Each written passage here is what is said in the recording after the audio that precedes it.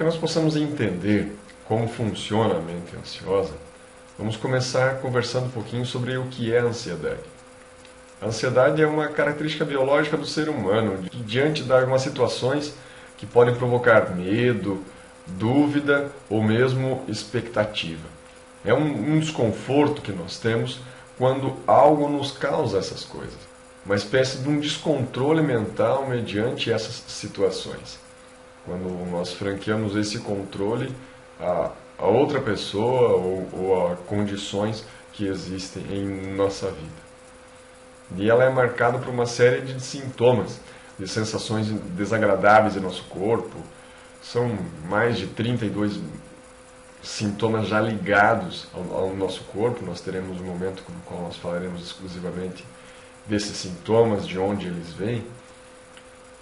Agora o foco hoje teria tentar entender como é que esses registros são feitos em nossa vida. Mas são sensações desagradáveis, tais como um vazio no estômago, o coração que bate mais aceleradamente, começa a ter transpiração, pode existir até mesmo medo, até ponto de ser um medo intenso, quase ligado à questão do pânico, a uma dor de cabeça, uma falta de ar, dificuldade para respirar, aflição, angústia, né? Vários outros sintomas. Aqueles que têm sono demais, no sono de menos, aqueles que têm alteração de libido, sexualidade, uns para mais, outros até para menos, uns que o intestino funciona demais, outros que o intestino funciona de menos.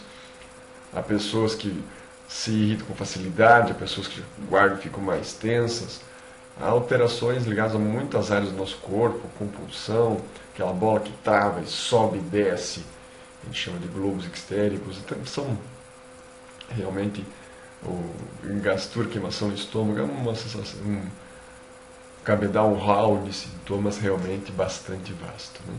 E nós temos basicamente a ansiedade que pode se manifestar de duas formas diferentes. Você tem o tenso, que é aquela pessoa que guarda as coisas para si. A gente costuma dizer que o tenso é aquele que suspira, né? Baixa o olhar, cabisbaixo, os ombros caem, né? Geralmente eles vêm mais para frente, que é o que fica esperando que o tempo passe. Aquele que aprendeu no padrão da ansiedade é aquele que aprendeu que o tempo, né? Melhor ficar quietinho, que logo isso vai passando, logo vai esfriando. Ele aprendeu desde pequenininho, assim, né? E você tem já o explosivo, que é aquele que estoura, aquele que bufa. Esse é o que aprendeu que se gritar, que se falar, que se impor, se tornar agressivo. Para ele, na visão que ele aprendeu desde pequenininho, parece que é melhor. Nenhum dos dois gosta de estar com essas sensações desagradáveis. Mas eles acabam aprendendo que se desenvolver um desses dois comportamentos parece ser a melhor forma para reagir, para sair desse desconforto. Na realidade, nenhuma das duas formas é adequada, né? Nós também teremos um outro momento que nós conversaremos um pouco a respeito disso. Tentando conversar um pouquinho a respeito desse funcionamento da mente, entrando um pouquinho agora na noção da memória, né? Então, nós temos, por exemplo, nesse filme, é um filme chamado O Voto, um filme para sempre, né, que é estrelado tanto pela Rachel McAdams quanto chamada Channing Tatum, né? Foi inspirado uma história real de uma jovem que ela perde sua memória em um acidente de carro e se esforça para reconstruir a sua identidade, né? E a gente vê ela tentando sempre buscar isso, mas ela acaba perdendo a memória e depois ela volta no dia do acidente, né? No dia em que ela teve o acidente. Ela acaba tentando então buscar essa reconstrução. E nós entendemos então a importância da nossa memória para a nossa identidade. Enquanto a nossa memória nos faz ser quem nós somos. Como se nós algum dia perdêssemos a memória, nós simplesmente deixamos de ser quem nós somos, nós não lembramos mais. E para tentar então entender isso, né? A memória ela não pode ser entendida apenas como um ato de busca de informação que existiram no passado, tendo em vista a reconstituição desse passado. Ela deve ser entendida como um processo em construção, um processo dinâmico. Então a gente vai gravando alguma coisa e depois a gente grava novamente isso, a gente rememoriza, a gente grava em cima esse registro. E que está ligado então à questão de quem nós somos, nós vamos acrescentando, né? Não que a gente esqueça o anterior, a gente vai acrescentando quem nós realmente somos, né? É um elemento certamente essencial e que contribui para a formação da pessoa em sociedade, para a formação da pessoa nos diversos coletivos, de quem ela é, e assim então ela vai caracterizando isso. Já quando a gente tem problemas na memória, especialmente quando a gente realmente não lembra, como se fosse apagado esse registro, a gente costuma dizer que a pessoa está em amnésia, né? É um distúrbio de memória que faz com que o indivíduo perca o que foi armazenado lá dentro do cérebro, os locais onde isso ocorre, a gente chama os lobos frontais, lobos temporais e parietais ao longo de sua vida. Essa perda ela pode ser parcial, apenas uma parte desse registro, ou ela pode ser realmente total, porque o indivíduo esquece realmente quem é, não lembra do marido, não lembra da esposa, não lembra dos filhos, não lembra da profissão, não lembra da religião, não lembra o que fazia, né? E ela pode ser uma coisa que passageira, que logo mais volta, ou realmente ela pode até mesmo ser uma coisa definitiva. Mais um conceito que a gente queria conversar um pouquinho a respeito disso. A gente vai tentar então passar os conceitos para depois tentar montar isso no raciocínio sobre como é que existe esse funcionamento da nossa mente para entender como é que são as nossas reações ligadas à questão da ansiedade. Um outro conceito que vai tentar trazer do processo das multi-inteligências, especialmente no qual o autor, o psicanalista Augusto Cury tem sido uma referência, é o chamado fenômeno RAM, né? Então, cada pensamento e emoção são registrados automaticamente por um fenômeno chamado fenômeno RAM, que é o registro automático da memória. Nós não temos controle, por isso ele é automático. Ou seja, ele é uma coisa inconsciente, que até é um dos próximos conceitos que nós vamos trabalhar. Então, à medida que as experiências são registradas automaticamente na nossa memória, ocorre a formação da história da nossa vida, né? Da nossa existência de cada um de nós. E isso vai sendo colocado. Nós não temos controle. Às vezes a gente até gostaria de ter controle, né? A gente até gostaria de dizer, isso aí eu queria esquecer, eu queria deixar lá atrás, lá no meu passado. Mas a verdade é que nós não temos controle. E por nós não termos, é que esse registro é automático. E aquilo fica armazenado e conforme a gente vivencia situações, a nossa memória resgata, traz de volta aquilo. E ao trazer de volta, vem consigo o chamado tempero da vida, né? Os nossos sentimentos. Então nós estamos nesse nosso palco da vida, no nosso palco da nossa existência, e nos nossos sentimentos acabam vindo novamente, além da nossa cognição, nosso entendimento. E é assim que a gente vai entendendo aos poucos como é que a mente funciona. Então as nossas experiências anteriores, sejam elas positivas ou negativas, a gente sempre traz associações daquilo. Então, eu tive uma experiência muito agradável e isso está ligado a um cheiro que eu tive de uma flor, né? Então, cada vez que eu tenho contato com flores, eu lembro aquela experiência agradável, porque para mim foi muito bom, foi gostoso, foi prazeroso. Eu tive uma experiência agradável, aquilo está ligado à presença de minha esposa, à presença de meu filho, de minha mãe, de meu pai. Então, ao lembrar da família, ao lembrar dos entes queridos, aquilo me vem uma coisa gostosa, uma coisa agradável. Eu tive uma experiência desastrosa, ruim, isso está ligado à questão do emprego, de ser demitido, de falar com o chefe, a pressão. Então, cada vez que eu ouço o chefe falando o meu nome, já me dá um aperto, né? Eu tive uma experiência muito desastrosa, um trauma, uma perda de um filho, fui agredido, fui assaltado. Então, cada vez que eu penso nessa situação, realmente isso acaba vindo comigo, na minha mente, esses sentimentos, né? E que faz com que eu tenha certas reações, dentre elas a ansiedade e uma ascensão possível. Então a importância desse fenômeno RAM é porque é a forma com a qual os registros das memórias são constituídos. Eles são feitos, eles existem em nossa mente. Então a gente vai vendo isso e conforme é a nossa resposta nesse momento em que a nossa mente volta para essas lembranças, a gente vai ter então um padrão se a gente vai estar desenvolvendo uma ansiedade patológica, se a gente vai estar desenvolvendo também uma questão da influência em relação à depressão e a outros estilos de doenças mentais. Então o registro da experiência, conforme a gente tinha falado, ele é uma coisa involuntária. não depende da vontade consciente de cada um de nós. Existem diversas variáveis que influenciam nesse registro, né? Uma delas é o grau de tensão positiva ou negativa que essas experiências produzem. As mais dolorosas ou as mais prazerosas, elas são registradas com mais intensidade. Então nós não conseguimos controlar o registro, ele existe, ele ocorre, ele é inconsciente, e a facilidade com a qual nós lembramos de algo está ligado à intensidade, o tamanho desse registro, a importância desse registro na nossa memória. Aquilo que aconteceu há menos tempo, aquilo que aconteceu com mais prazer, com mais intensidade, é registrado mais rapidamente e é registrado mais intensamente, então, em nossa memória. E nós determinamos basicamente dois tipos de registros: o registro positivo e o registro negativo. Quando nós falamos do registro negativo, o autor que nós estamos tentando trazer aqui, João Augusto Cury, ele chama isso de janela killer. Killer vem do inglês, né? A expressão killer significa assassino, né? Então, é um registro quase que assassino, que nós queremos não ter, que quase deturpa quem nós somos. É uma experiência negativa, vamos chamar assim. É uma zona de conflito no nosso córtex cerebral, onde se arquivam as nossas experiências ruins, os traumas, as tristezas, os medos, a baixa autoestima, a timidez. Quando uma dessas janelas está aberta, ela bloqueia a inteligência, a lucidez, o raciocínio que nós temos, a serenidade e até mesmo a sabedoria. A gente não consegue reagir, que paralisa. A gente sabe que não deve agir daquela forma, a gente acaba agindo erradamente. É assim que a mente funciona. Não totalmente, mas ela limita quem nós somos, nosso pleno potencial.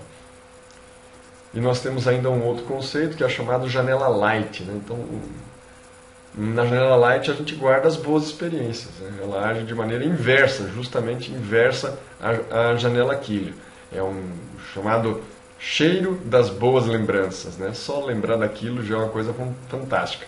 Então, por exemplo, se na janela killer nós temos o bloqueio de quem nós somos, da nossa inteligência, da nossa lucidez, aqui na janela light a gente não vai ter esse bloqueio, a gente vai ter justamente o melhor potencial das nossas melhores características. E como a gente havia dito, a gente vai também tentar trazer um pouquinho desse conceito sobre consciente e inconsciente, né? Então, um dos grandes teóricos que iniciou essa divulgação certamente foi Sigmund Freud, onde nós temos que o do inconsciente é um conjunto dos processos mentais que se desenvolvem sem a intervenção da consciência. Ou seja, o indivíduo não está consciente dos seus atos. Por isso, conforme dizemos, muitas vezes nós fazemos assim. A maior parte do tempo nós não estamos conscientes.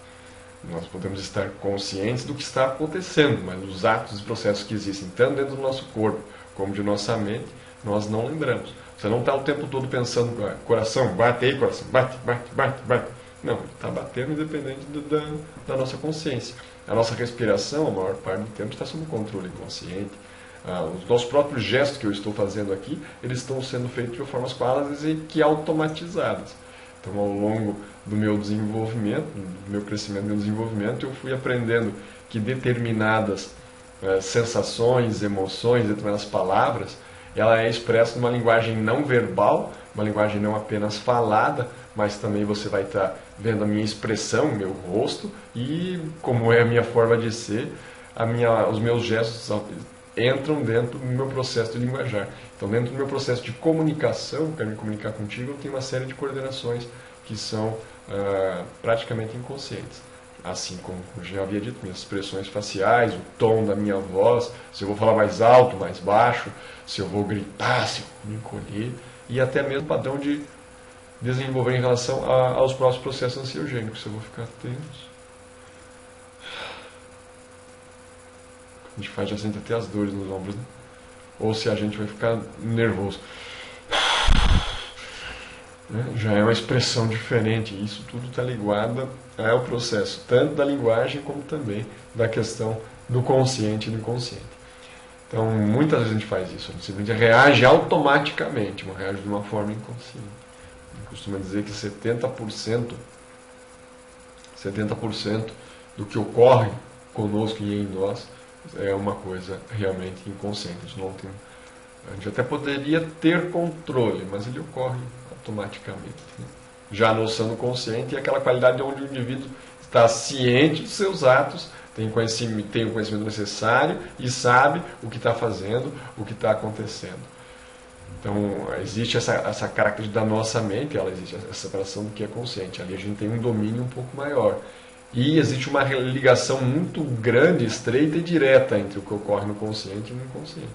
E é a ferramenta principal que nós vamos utilizar, inclusive, para gerar o controle da ansiedade. Eu vou tentar utilizar a influência do consciente, no qual eu tenho controle melhor, no meu inconsciente. Para que ao longo do processo de aprendizagem, né, e uma das características das definições de aprendizagem é justamente isso, quando eu aprendi, aquilo se tornou natural e eu passo a fazer inconscientemente, porque está aprendido. Então uma das características é justamente essa, eu posso me influenciar. Então se eu trabalhar conscientemente no inconsciente, eu posso também influenciar esses meus comportamentos. Né?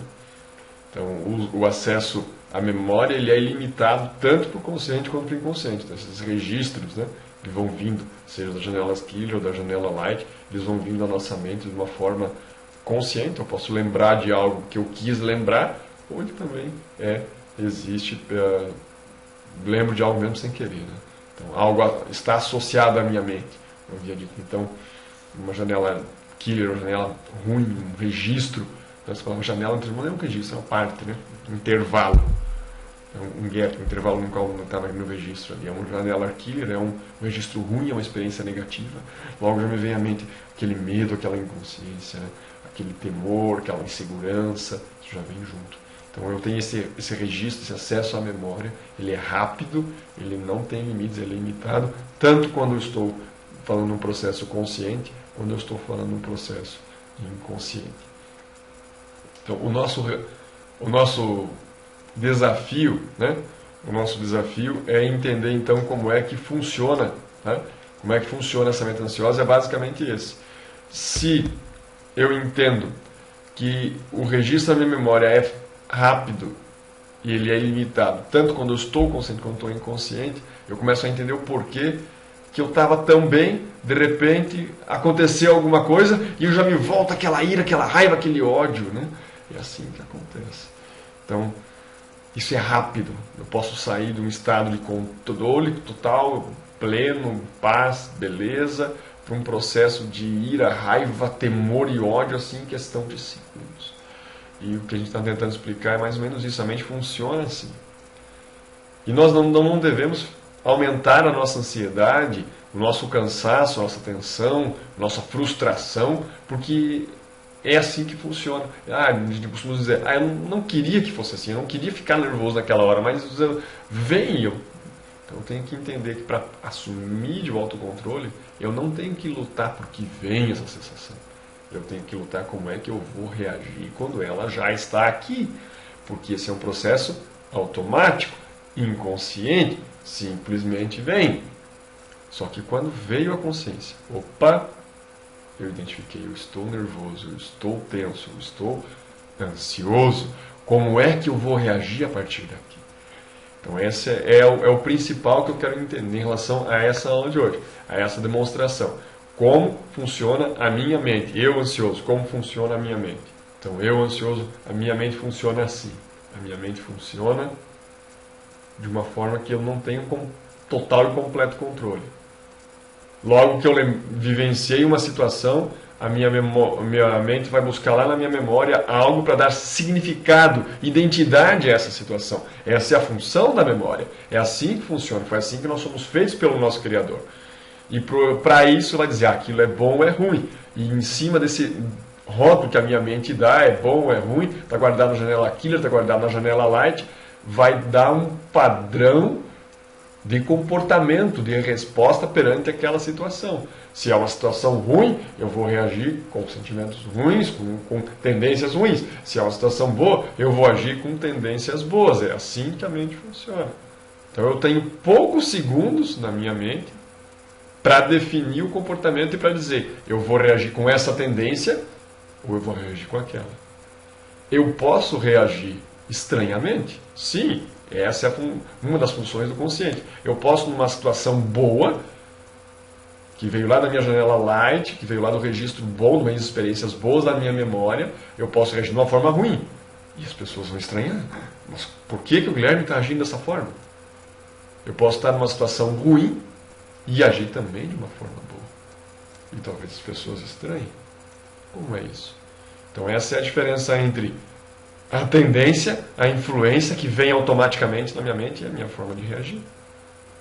Então eu estou lá diante do meu filho, uma situação toda muito prazerosa, e ainda assim eu brigo com ele por estar fazendo certo. Porque eu sou orgulhoso, vaidoso, porque ele está fazendo certo, mas eu quero fazer certo do meu jeito. Ou então, o contrário, eu estou numa situação completamente estressante, bravo, irritado, e ainda consigo seguir completamente calmo.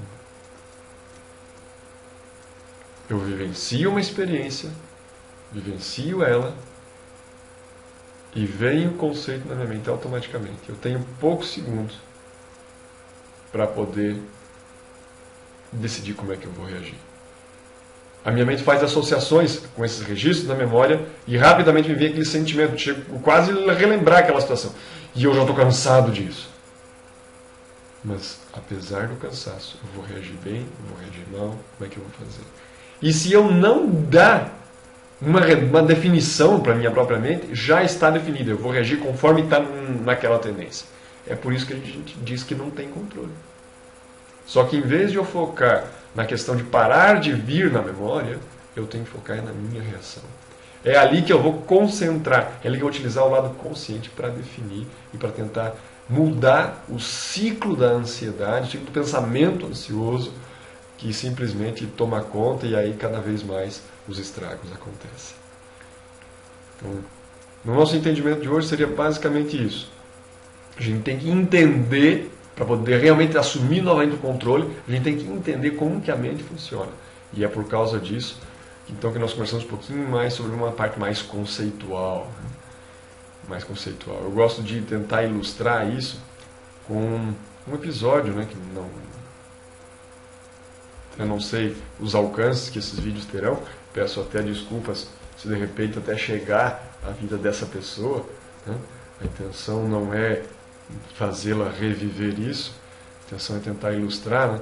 Então, certa vez atendi uma mulher que foi vítima de uma experiência muito traumatizante. Ela foi estuprada por um homem que estava em liberdade condicional por causa da questão que a lei prevê um indulto de Natal. E ela fazia o mesmo trajeto todas as noites. Ela trabalhava e depois ia para casa.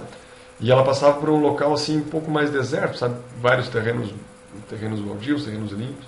E ela passava por ali, era um começo de noite, estava chovendo, né?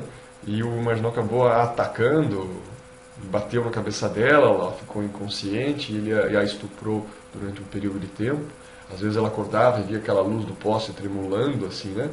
Via aquela luz do poste tremulando e entendia o contexto. Então, cada vez que ela passava, depois que isso aconteceu, que ela tinha que passar por aquele local, ou ela passava por um outro lugar, mas via a luz do poste tremulando também, ela já lembrava aflita, né, daquela situação, e ela tinha que contextualizar, mas para aí, onde é que eu estou, quem são as pessoas, né? Não há problema nenhum. Ufa, que bom. Então, ela podia então continuar. Então, cada vez que eu lembro dessa noção sobre como é que funciona a mente, eu lembro desse entendimento, lembro dessa paciente também. E a gente vai tentando, então, com essas lições, entender que a gente não tem controle sobre essas lembranças. A gente queria não lembrar. Mas a verdade é que a gente lembra. Vem automaticamente. E vem automaticamente justamente porque é assim que é feito. Essa é a tendência. A mente ela tenta ganhar tempo. Então, junto com a lembrança, já vem uma possível resposta prioritária, que a mente aprendeu a dar desde que nós somos criancinhas. A mente aprendeu isso. Junto com a lembrança vem essa influência. E por vir essa influência, se eu não digo que é para mudar a resposta, então a mente aperta o play. E aí segue. E aí vem, então eu preciso quebrar esse ciclo, essa cadeia, essa corrente do pensamento ansioso, para que eu possa aprender a agir diferente. Então essas são as nossas dinâmicas, né, as nossas respostas. E ao longo do tempo a gente vai conversar aqui sobre vários momentos, né? A gente vai conversar aqui no nosso grupo de saúde mental para aprender a ter a cuca fresca. Tá? A cuca fresca, isso é legal, Tá? E assim poder ter um novo comportamento, um novo padrão de resposta para justamente então vencer a ansiedade. Bem-aventurado é aquele que aprendeu a confiar em Deus. Sabe, o Salmo 37, dos versos 3 a 5, nos diz assim: confia no Senhor e faça o bem, assim você habitará na terra e desfrutará a segurança. Deleita-te, tem prazer, descansa no Senhor, e Ele te atenderá aos desejos do seu coração. Entrega o seu caminho ao Senhor, confia nele, e Ele agirá. Ele tudo fará. Aqui nós temos alguns verbos importantes a serem destacados. Um está implícito, que é o verbo conhecer. Porque aquele que conhece o Senhor, esse confia nele. Conhecer a Deus para poder confiar nele. Deleitar-se no Senhor, descansar nele, a ponto de saber que até mesmo os desejos do seu coração, devido ao tempo e na forma que Deus planeja, o bom Pai, Ele agirá. E entregar. Entregar o seu caminho ao Senhor de tal forma que possamos realmente andar assim, confiantes, seguros, descansados, em paz. Esse é o tipo de espiritualidade que faz bem à saúde. Eu, porém, disse Miqueias, olharei para o Senhor, esperarei no Deus da minha salvação, o meu Deus, Ele me ouvirá. Miqueias, capítulo 7, verso 7. Que esse seja o nosso ideal de controle de ansiedade. Que esse seja o nosso ideal de entrega e confiança em Deus. E que nós possamos desfrutar desse mérito de estar junto dele. Em nome de Cristo oramos e agradecemos. Amém.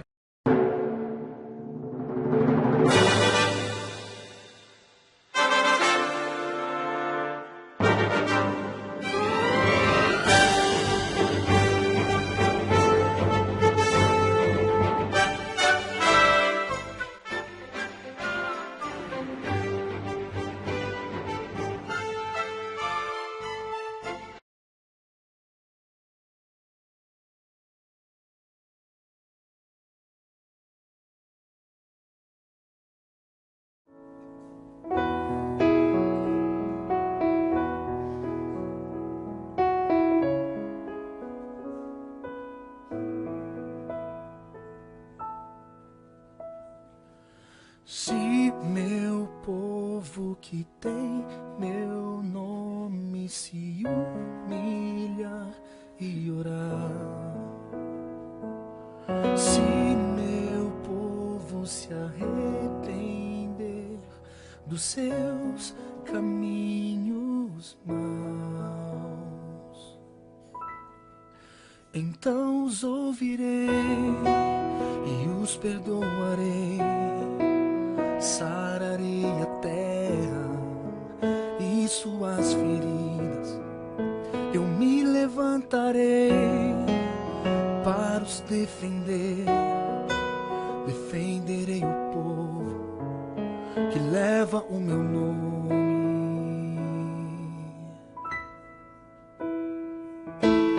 Se buscares a minha face ao invés das minhas mãos, assim diz o Senhor. Se orares uns pelos outros e não por coisas vãs, então os ouvirei e os perdoarei. Sararei a terra e suas feridas. Eu me levantarei para os defender. Defenderei o povo que leva o meu nome. Então me lembrarei das minhas promessas. Ouvirei as preces e sararei a terra. Os erguerei de novo, ainda nesse tempo.